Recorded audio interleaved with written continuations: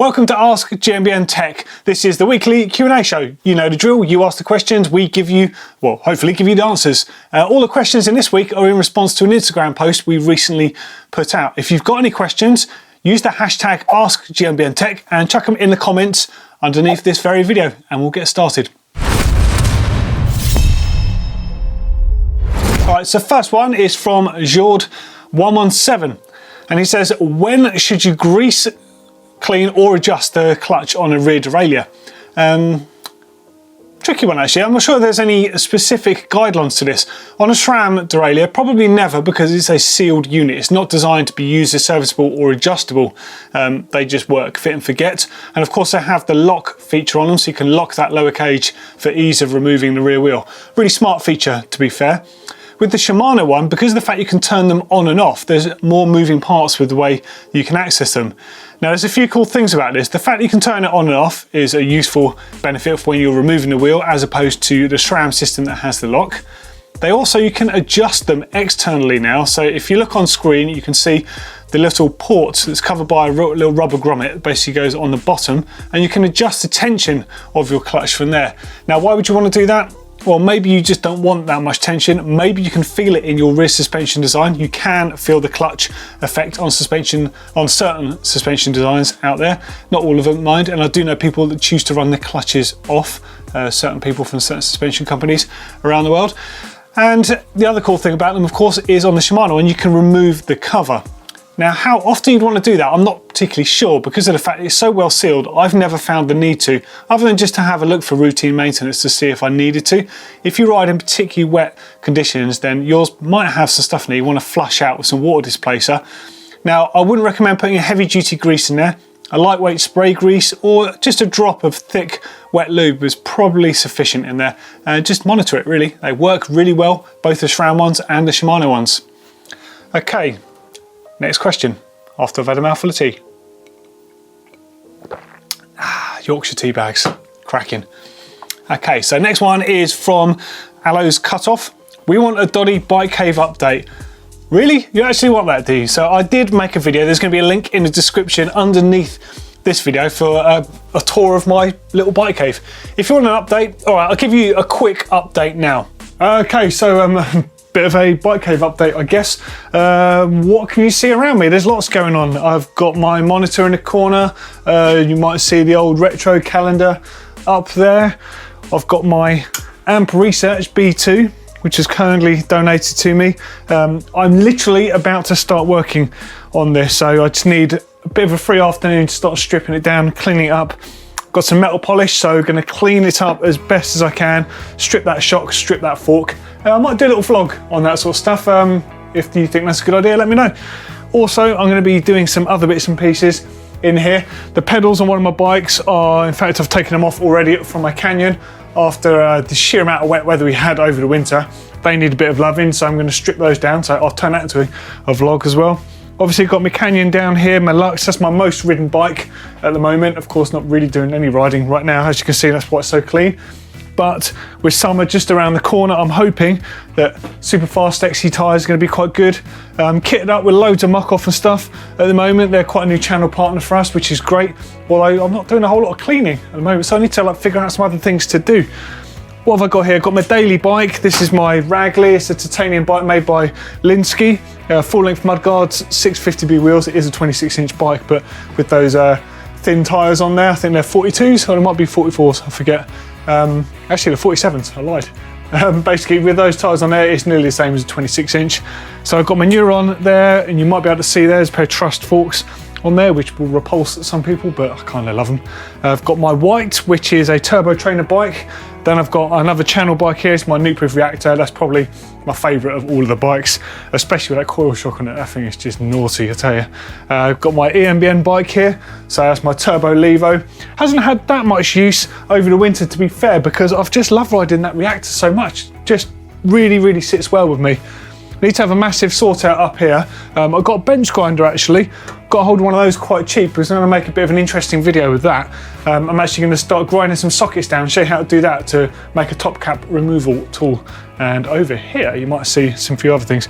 So I've got my tripod, and that's where I set things up for the show. I've got a sight light here. and that's basically cable tied onto the cable conduit here for the room, so I can move it around, and that gives me just a bit better lighting in the room. It's not ideal because it is a workshop, it's not built as a studio, but it still works quite well, and it's got about enough room to make things happen. I've got my mobile table here. We've got a couple of bits of old skirting board down the back and some blocks to put them on to raise up the height. And you probably noticed, I've got these old relics here. So this is a Norco Shinobi from 2011. This is a Mondraker Foxy XR from 2012. So this is a really important bike. I'm going to make a video about this and tell you all about it, because this is the one that started modern geometry. This really is where that progressive geometry for the long, slack, low, that all started here with this crazy bike. And the Norco, in fact, I'm going to do something with that too, because that was one of the first decent 29ers. People actually laughed at that bike when it came out. Who's laughing now? Everyone's riding 29ers. Well, there you go. There's a very brief bike cave check. Oh yeah, you might notice some other random stuff. That's an old X-Lite stem. So X-Lite was the brand before Muck Off. Now it's got Steve Pete's signature on it. Original DCD, a nuke-proof spring actually, which I found. I must have had this since 2000, 2004, God knows. Super old Azonic hammer stems, loads of vintage stuff. Been delving into the old retro, got some pink SRAM stuff in here, some green Hope stuff, all sorts. I've even got a mint sauce buff. That's a hen's tooth, that is, super rare. Don't see many of those around anymore. If you want me to do an actual proper decent bike cave tour, even showing you all the crazy stuff I've got up there, let me know and I'll make one. Let us know in those comments. See you later. Well, good old trusty GoPro there. Okay, next question then is from Emil Wick.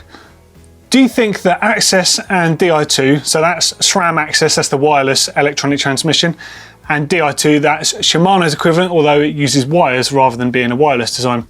Do you think they're here to stay and trickle down to more affordable prices, or will they stay as top of the line only? Now, I've heard official lines from both manufacturers suggesting the fact that they're not that interested in stepping them down because it is their top-end technology. It is the premium stuff. That is what you're paying for at the racing end of the spectrum. As far as daily use goes for most people, it's probably not on your top bill of things, but there's a number of things that make it really, really good for racing, and that is just the instantaneous shifting that you can get. There's not many situations when you're just going for a ride when a good old-fashioned cable and a well-set-up cable like that can't do very well. I've never felt the need to go electronic, although I have to say when Neil had Di2 on his last bike, I really quite wanted it myself, but I couldn't be dealing with the cables. Now, I wasn't sure if I was a cables or a wireless person, but when I saw the SRAM Access, I was blown away by how fast it was, the way that you could tune that shifting. In fact, there's a few shots on screen. I managed to make a really cool video using that SRAM Access system. I was really impressed by the way you could hot swap the batteries out and it wouldn't alter the settings, the micro adjust on there. Honestly, it's phenomenal, but I can't really see how they're going to be able to make that cheaper and make it work as well. You'd definitely be sacrificing stuff.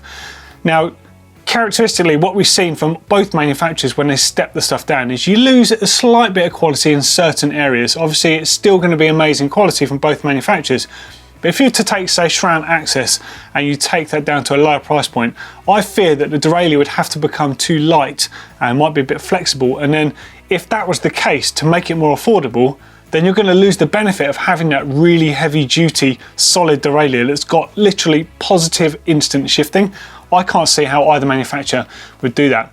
But back to the wireless and cabled thing. Some people think the wireless is definitely the future, and I agree to an extent, but also, if we take this to hi-fi, I still listen to records. I use a proper hi-fi at home. I do have a sound bar in one room, and in my main room where I've got my turntables, my sound system, the TV, all that stuff, I use a traditional amp with wires, and I would never go for a wireless setup. I prefer the sound, I prefer the options available to me, and maybe that's the case with people picking Di2 over SRAM Access. At the end of the day, they're just options, no one's making you pick them. But what would you rather have? Would you rather have the cables of the Di2 and know it's just going to work, whatever, but you have got a hassle of having the cables and all that stuff? Or would you prefer the simplicity of SRAM Access, which is obviously wireless? They're both kind of cool. Let us know which one underneath in those comments. Hit it up. Okay, next question is from Adam Possessed. I recently set up my mountain bike tyres tubeless about 4 months back. But I've given it a shake recently and I don't hear any splashing of the sealant on the inside anymore. What should I do and how much sealant should I put in my 29 by 2.2 tyres? Okay, well first up, there's no firm rule on how much sealant you put in. Depending on which manufacturer you go for, whether it was say, I don't know, Stan's, or it might be Muck Off, or it could be Orange Seal, there's a number out there. They're all going to recommend different amounts of sealant for different sizes of tyres. And some of them might even give you different recommendations for the weather conditions you're riding in, i.e. if it's super hot where you're riding, you're going to need more sealant and you're going to need to top it up on a more regular basis because generally it's going to dry that sealant out. And vice versa, if you're running in a colder climate, you'll find it's never really going to dry out. So actually some solutions are going to work better in the colder climates because you need them to actually dry to fix the puncture. So you get the wetter types and you get the more latex based types that tend to dry out faster. Now also the size of your tyre does make a difference and the way you ride also makes a difference, and the tyre itself. So the volume of the tyre, obviously the bigger the tyre, the more solution you're going to need to make a good coating on the inside. How you ride, if you ride like Blake, I always use Blake as a good example. He's an amazing rider, but he's really tough on the bike, especially in corners. He'll have to really push the bike into those turns. And as a result, here and there, he's going to burp a tyre. It goes with the territory. He runs his tyres extremely hard so he can ride like that, but I've seen it happen here and there. It's through no fault of any of the products, it's just the way that he rides. And I'm sure there's a lot of you out there will have had the same thing happen. Now, what is burping? That is when the bead on the tyre actually momentarily breaks loose from the tyre itself and a little burst of air comes out and it burps out some of that tyre solution. The telltale signs are if you've gone through a rock garden or a really hard turn and you hear it go and make a very specific noise. And if you look on the sidewall of your tyre, you might see some sealant all dripped around there. If that's happened, congratulations, you've had a burp. That's all it is. You might need to top up some tyre pressure if that happens, but more importantly, you're going to need to replace some of that sealant. Now, when I said about the types of tyre, yes, this is another factor. If you're running a really thick, heavy-duty downhill tyre, it's less affected by the elements due to the sheer thickness of that tyre than if you're running a super lightweight cross-country tyre. Cross-country tyres are generally single-ply, downhill tyres are double-ply. Sometimes you can even get 4-ply tyres and they weigh a bomb. But my point is, the thinner the tyre is, the more the weather elements are going to affect the solution on the inside. So there is no one answer for this. I did ask the guys at Muck Off though, and this is the reply I got, just to give you an example of certain ones. Okay, so in most cases, it's going to last up to 6 months before needing to be topped up. This is temperature dependent. In colder climates, it's going to last longer than 6 months and it's going to remain in a fluid status inside the tyre. But it's also worth checking in case you've lost a mount due to punctures, etc. In warmer climates, this can happen between 3 and 6 months, but can be topped up without the need to remove the sealant. Also, some sealants ball up, others don't. Muck Off sealant doesn't ball up, meaning it can be topped up as much as necessary. That's actually a really valid point because of the fact that the ones that do ball up are reference stands. This is no bad thing about the product, it balls up because of the way it works, but it does mean you're going to be left with a dried up tyre. So you're going to need to actually open the tyre up, replace the sealant, and of course take out those big tyre bogies you get on the inside because they can affect things working correctly. And I guess one other thing just to reference as well is if you've used CO2 to repair one of your punctures, some tyre solutions don't play very friendly with CO2 and actually it dries it out prematurely. So if you have, it's worth checking on your tyres. But sorry dude, no fixed answer there. If anyone's got any experiences on any particular solutions, drying up, fast, slow, anything, feel free to share down there, get that community going. Next up is from Dwayne Bear. Can I convert a tapered steerer to 1/8 straight tube to fit my old bike frame? Struggling to find a fork to fit. No, not unless you're Paul McKenna or some kind of wizard. Sorry dude, it's not going to happen. Now on some older frames, I'll bring one into shot just here actually. On some older frames, this is for 1 1/8. This one has got an 1 1/8 style head tube on there. There's nowhere on earth you're going to fit a big tapered steerer tube on the inside of that. There are still, however, a few regular steerer tube forks available on the market. It's not that many, but RockShox still make them and a few other brands do. If I can find any links to them, I'll put them in the links underneath this video, and fingers crossed that helps you out. But sadly not, you're gonna have to stick with an 1 1/8. Next up is from Joe Clark 97. Hi Doddy, loving the show. Cheers dude, appreciate that. I've got 2 tech questions. 1, how can I route a dropper post lever if I don't have the ability to hide it in the frame and I want it to look as neat as possible? And 2, when I change a brake caliper, do all calipers conform to one standard when it comes to bolt spacing? Right, okay, so the first one, if you don't have the ability to hide it in the frame, I'm assuming here that your frame doesn't have internal routing, as you're saying, but I'm also assuming you've got a dropper post that's got an external routed cable. Now, if that's the case, if it looks a little bit like the one you're seeing on the screen now, then my best solution would be to route it on the underside of the top tube all the way to the shifter. Now, of course, unless your bike is black, you're still going to see the outer cable. So why not make a feature of it? You can get some really cool coloured outer cables. Shimano make them, various brands make them to be compatible with a dropper post. It's just literally SIS outer casings, nice and simple. Road bikes tend to come with loads of different coloured SIS casing on them. Colour code it, get involved with the rest of your bike, make a feature of it, make it a cool thing. You don't necessarily need to hide it. You can make it look neat, but still be seen and on show. The only way to really make it neat and make it disappear is by having internal routing, which sounds like you don't have that luxury of doing. Now, as far as the brake caliper goes, once upon a time, there were loads of different ones. These days, thankfully, on mountain bikes, mostly it tends to be just a standard post mount, although we are seeing some slightly smaller ones creep in onto some of the cross-country calipers. Now, this does seem to correlate with what's going on in the road world with that smaller flat mount standard. Now, for the most part, they're pretty much all the same. It's just a few anomalies on some higher end ones, and I don't think you're really going to see that going anywhere. The standard flat mount that we've got everywhere is the standard for a reason. It works, and it works on all bikes. This one's a great Instagram handle. This one's from Welsh Gallivanter. I bent my rear mech hanger, I bought a new one and I swapped it out. Now on the stand, my gears go from small to big, no issues, and back down again. But when riding, dropping down, it's not playing ball.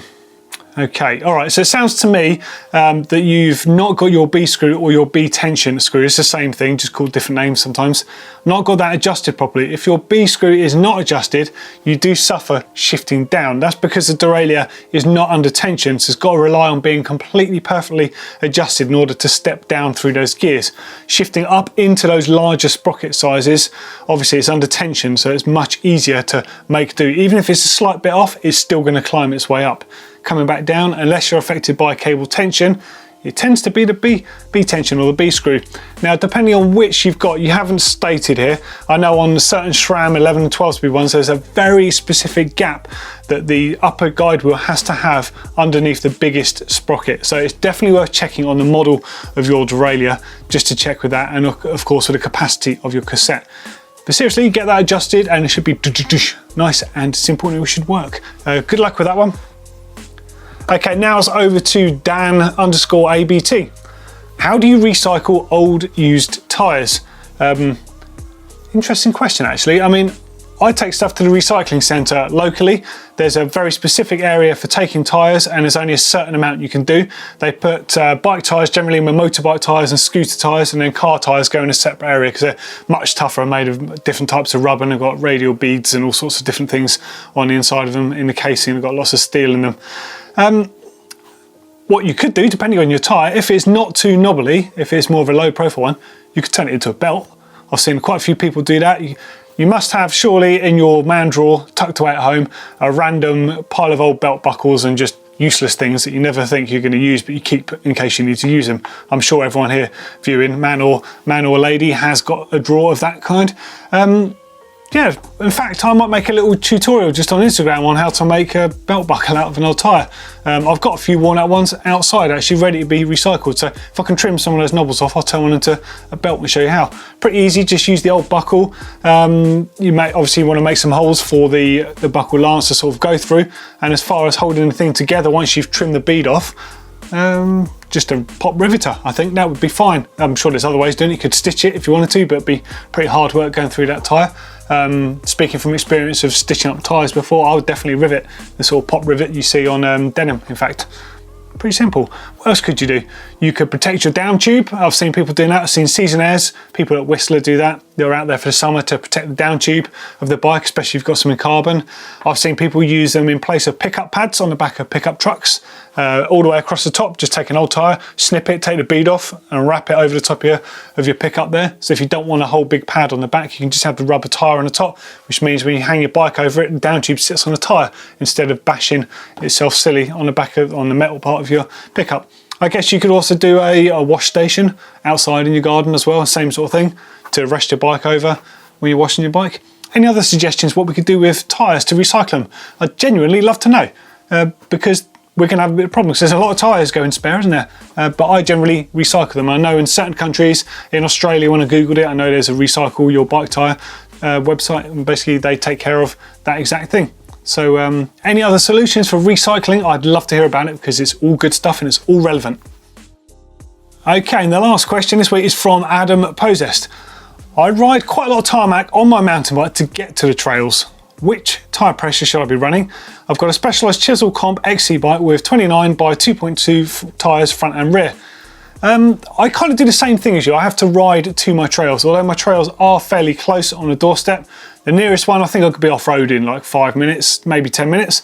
But the actual trails I really like riding, it's more like half hour, sometimes a 40-minute pedal on some back roads, country lanes, that sort of thing. That's why I tend to run a faster rolling rear tyre, and I'll always sacrifice a bit of traction, because I can get around that stuff ridden long enough to sort of know that that works for me. I'll sacrifice that traction in terms of having slightly less rolling resistance to make it a bit easier for myself. Now, it depends on your weight, to be honest. I know some people that run minimal tyre pressure. I'm fairly weighty. On a cross-country bike, I'll probably be running around 29 PSI, I reckon, in rear tyre, and around 24, 25 in the front. And then depending on what I'm doing on the bigger bikes, probably a little less in wet conditions, a little more in the summer conditions. I think the max I'd run would be about 30 PSI in my tyres, and the minimum in the worst winter conditions, probably 20 PSI. But you need a tyre that's got a good amount of support on the sidewall, and obviously a good amount of protection to be able to do that, because obviously it's going to wallow around everywhere and it's going to be more susceptible to impact damage. So it does depend on that. So pick and choose, give it a try and see what works for you. Maybe time it, try and ride in the same gear, a similar sort of effort. So if you've got a Garmin or anything like that on your bike, you can monitor those sort of efforts, so you can actually work out what works best for you. Okay, over to you guys now. Ask me another question. Get in those comments underneath, anything goes. In fact, you might just want to ask me a question about something that's on the shelves behind me. Have a little look around, see if there's anything that interests you, anything you want to know about. I'm dead keen to answer your questions. Anything goes, as always. Don't forget that we are a YouTube channel. We work full-time making these videos for you guys, so we want to hear your suggestions. We want to be making the videos that you want to see, because we love making that stuff. And also, please don't forget to click through to our shop, because we've got some really cool casual clothing there, as well as all the riding gear. You know what I'm like, I live in the black stuff, but some of the other presenters like the more bold colour stuff, and there's always new stuff appearing. Thanks for hanging around, guys, and don't forget to check us out on Instagram and of course on Facebook.